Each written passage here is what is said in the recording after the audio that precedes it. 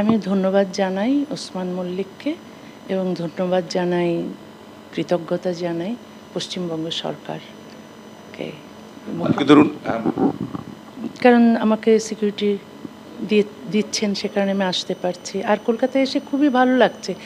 এককালে তো আমি এখানে ছিলাম, কখনো যে আমাকে চলে যেতে হবে এই প্রগতিশীলদের শহর থেকে, এটা ভাবতে পারিনি।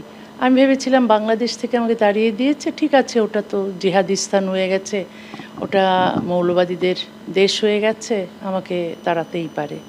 তবে মৌলবাদীরা আমার ফাঁসির দাবি করেছিল, কিন্তু সরকার যারা আমার মাথার দাম ঘোষণা করেছিল, যারা অন্যায় করছিল, যারা বাক স্বাধীনতায় বিশ্বাস করে না, মত প্রকাশের অধিকারে বিশ্বাস করে না, তারা তাণ্ডব করছিল দেশ জুড়ে। তো সরকার ওদের পক্ষ নিয়ে আমাকে দেশ থেকে তাড়িয়েছিলেন সেই 32 বছর আগে। কিন্তু কলকাতায় এসে আমি ভেবেছিলাম এখানে তো আর কেউ আমাকে তাড়াবে না, এখানে তো সবাই বাক স্বাধীনতায় বিশ্বাস করে, গণতন্ত্রে বিশ্বাস করে, নারীর অধিকারে বিশ্বাস করে, লেখকের স্বাধীনতায় বিশ্বাস করে, সুতরাং কলকাতা থেকে তো আমাকে কেউ তাড়াবে না।